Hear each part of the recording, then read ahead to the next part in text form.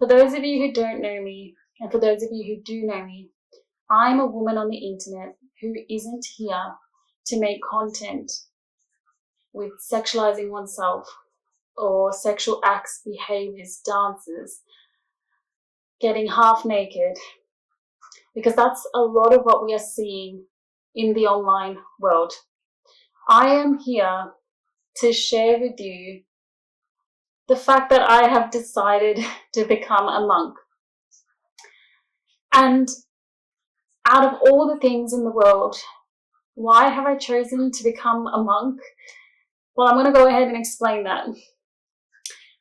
I am 29 years old. Okay, and when I was 19, which was 10 years ago, that's when it all began. The spiritual awakening, the spiritual journey, it all kind of kick-started. And that's because at 19, instead of doing what other 19 and 20-year-olds were doing, which was partying, clubbing, getting drunk, social events, catching up, meeting up, distractions, even at work, we're trying to just go up and up the hierarchy to get to the top, trying to get that, high paying job, that kind of, professional job title, etc. But instead of me doing that, and by the way, I did try, and it just never went anywhere because I had a pull towards a different direction. I found myself never fitting in to that kind of path. Normally most of the people who were doing that were receiving a temporary pleasure. And for me, I didn't even get that temporary pleasure. If anything, I got a permanent kind of low.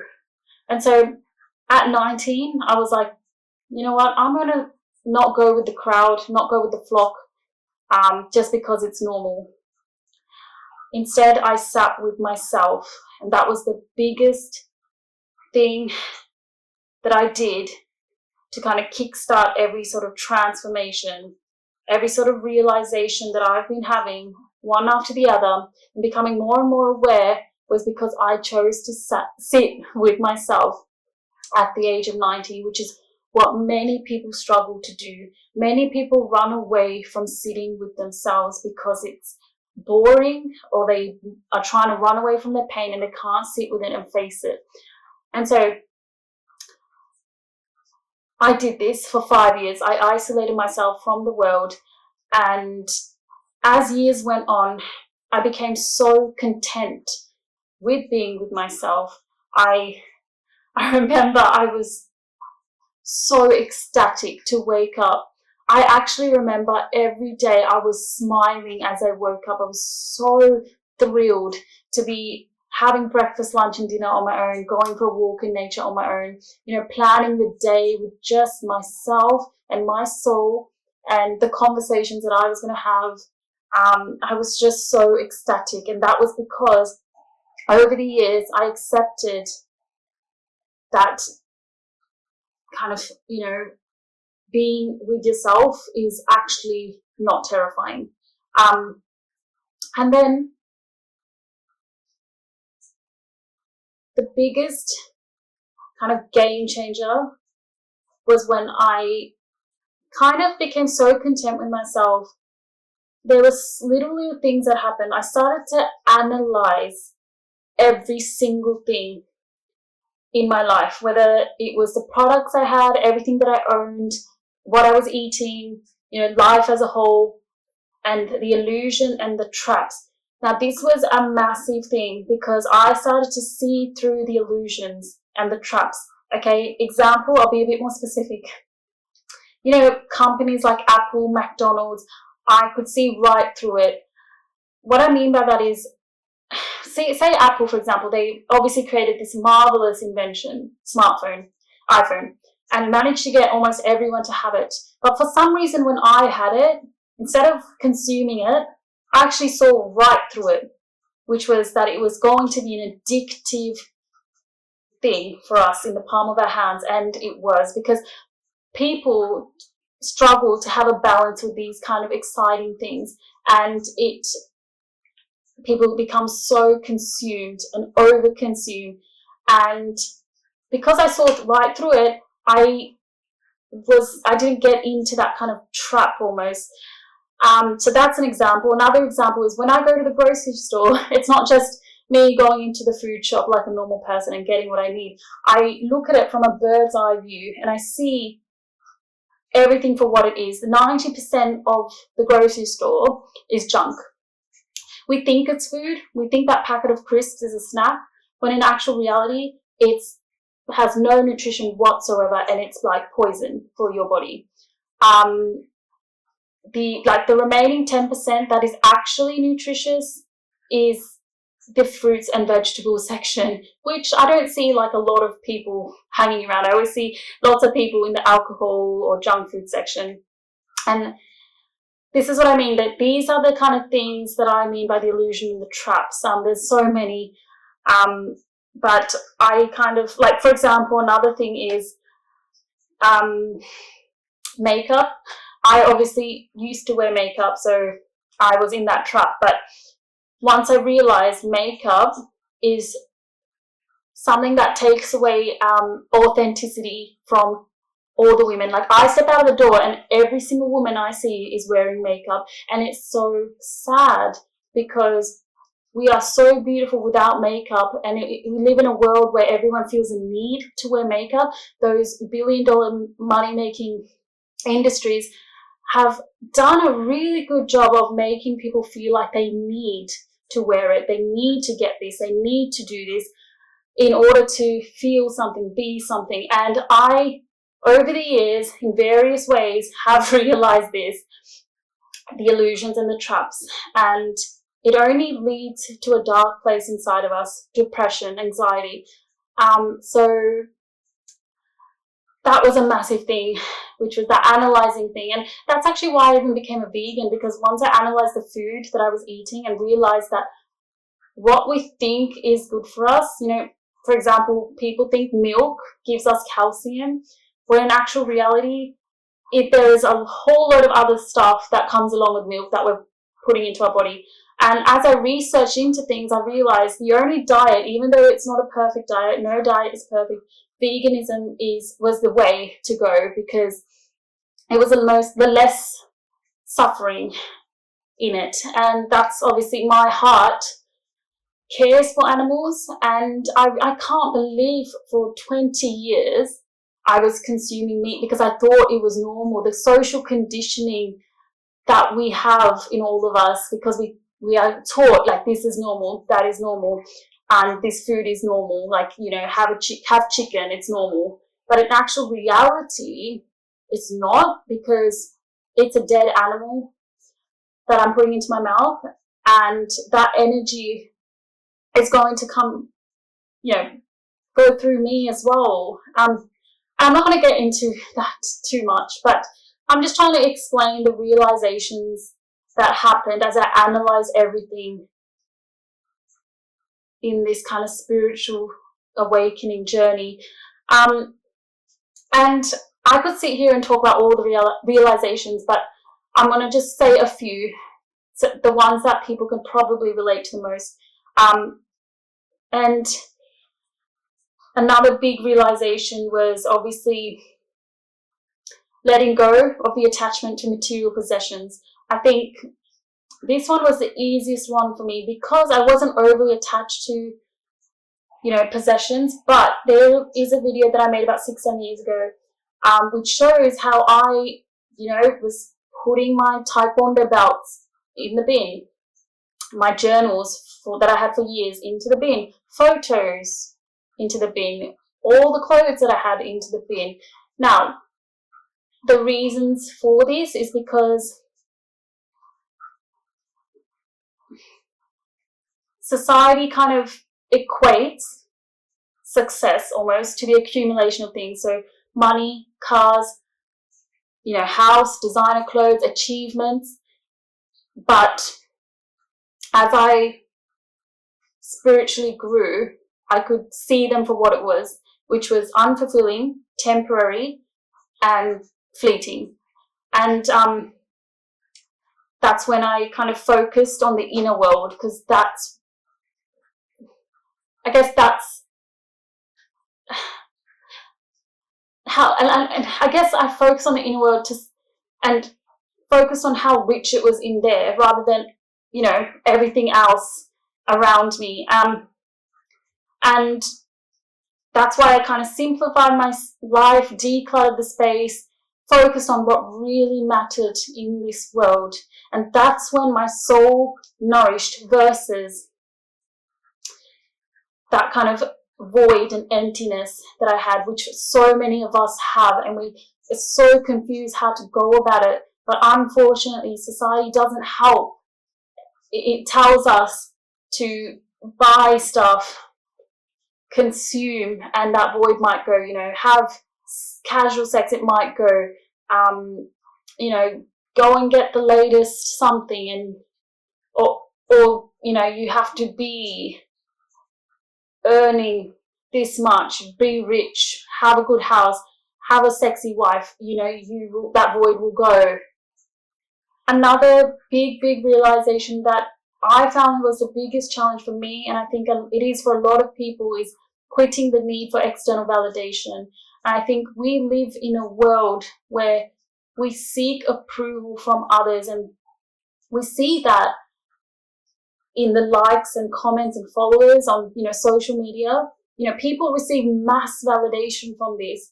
But the funny thing is, it is fleeting, because the opinions of others and their thoughts are pretty much a reflection of their own inner world, and it has nothing to do with us and our worth. So what most people struggle to understand is validation has to come from within. But unfortunately, if we look at the world, especially the online world, we see very clearly how people are getting that dopamine from that validation constantly, and then, you know, it is a very toxic thing that starts to happen in the brain, and it's a horrible cycle to be relying on others for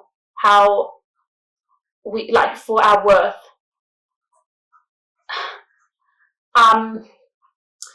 So yeah, and you know, other realizations, you guys, like for example, releasing that kind of need to control everything. I took over the years, after, you know, continuously working on my spiritual kind of journey and stuff, I realized that nothing is in our control. And there was a point I remember when I was trying to control certain things in my life. For example, I couldn't bear to think that my husband might, you know, look at another woman, or he's going to cheat on me, or he's going to leave me, or stop loving me. And then it all vanished. The fear vanished, because I stopped realized that there is no control. For these things, I have no control over people, life, experiences, situations. And once I realized this, it was almost like a light bulb moment. It was like, whoa, okay, that means if I don't have control over it, there's no point fearing it. So all this that I've just mentioned, this was all from my own intuition. These kind of things I've just explained, these realizations, and becoming more and more aware. And when I say aware, I'm talking about being aware that we have this mind, and that there is this whole world inside of it. Like, through meditation is when I realized there is something incredible, almost magical inside. And with meditation, I realized that there are other dimensions. And it is kind of bizarre when I say it out loud for people who don't understand that. But we think that there's the real world, and that's the only world or dimension. But then we've got things like the dream state. But then we've got an actual dimensions that you can access when you meditate properly. And there's a separation between that kind of mind of ours, and there's like a space between the mind and consciousness. There is a space, and I kind of access that space as all my thoughts kind of vanish when I meditate, and I reach a state where there is no thoughts, and then it's like I'm sitting in a space between the mind and the consciousness. It's hard to explain, and that's when I've experienced certain things, such as like sensations rushing through my body, and some kind of, it's very hard to explain because it can sound crazy, but maybe I'll leave it for another video. But all I'm saying is the reason why I want to become a monk and go into a monastery, and I'm talking about a Buddhist monastery over any other monastery, because I've gravitated towards Buddhism out of all the religions, because I really do feel like Buddhism isn't just a religion, it's almost like a science almost, because it really talks about the God within us, if that makes sense. And I think that's beautiful and so needed in this world, to work on ourselves. And you know, we've all gone to an education system that is absolutely not practical. I've learned things at school, but they are not practical at all. I've not used anything really from school in the real world. For example, I was learning the Pythagoras theorem, drawing graphs in mathematics, and learning Shakespeare and English, and I'm like, where have I actually put that into the real world? I've spent hours studying it, but there is actually no use.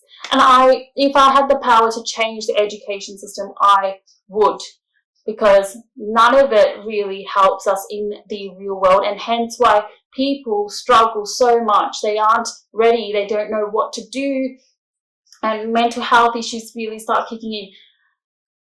So this is the reason actually why I want to go into a monastery, because I feel like I didn't get the education that I really needed for the mind that I have. And I think a monastery is a beautiful place to learn and grow. And I know in this world that I live in, I'm not going to really grow.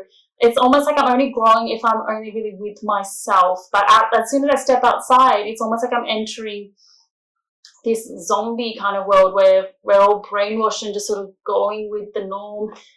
I'm not going to grow. So that is why I want to be a monk. And when I say Buddhism and my gravitation towards Buddhism, it doesn't mean I'm disregarding all other religions, because I think there is truth in all religions, and I have connected with so many things in different religions. For example, in Christianity, they're very big on unconditional love, and I'm all about that, and I completely connect with that, and it's absolutely beautiful. And I also think there is God, but not in the ways that we think or can't even comprehend. And I'm going to leave it at that, because I don't want to start talking about God and religion. But in terms of becoming a monk, proper one, it's the only thing that's preventing me is the fact that I have 3 kids who are so young. And I made that choice and decision. And so I have the responsibility to take care of them and provide for them. So I can't just leave them, go to a monastery, because I have the desire to. So the only way I can make this work is wait till they're older and they set their own lives up, and then they can respect that, my choice to go into a monastery. And that's going to take time because they're very young at the moment. So up until I go to the monastery, I will keep working on myself, and I'm going to be going to monastery to do retreats, programs, courses, learning from gurus. The gurus that have actually mastered their minds are gems. Okay, those are the people that I'm going to be talking to and keep learning and growing. So that is what you're going to see in many, many videos to come. And I hope people could relate to things I've mentioned here. I'm sure many people on a deep level inside of them could connect with many things here. And the last thing I want to say is, you guys, we need more meaningful content on platforms like this. And what I mean by that is authenticity. It is lacking in the online world and the world today. I remember YouTube 7 years ago. There were so many gems, so many beautiful souls making amazing content, creative content because of their authenticity. But now on YouTube, there is a lot of junk, okay? And I'm not saying it's all junk, but there is a lot of junk, a lot of attention-seeking videos. You know, you see that, you see the clickbaits, and it's just so different. So this channel, there is no doubt, there is authenticity, and I'm being raw and honest and sharing my spiritual journey. And I think that is so important in today's world because it is lacking. We are being bombarded with information that is not meaningful. It's meaningless. And so that is why I'm here on YouTube. So yeah, I love you all very much. And I hope you guys are all okay and you're able to find peace in all of the chaos that you experience, and that you're able to look into yourself and your inner world and take moments to kind of sit with yourself, because all this that I've just said stems from the fact when I was 19 and sat with myself. That is the only reason I have grown and my spiritual journey kicked off. So I hope that's one thing you can take from this video, is to start sitting with yourself and don't run away. I love you.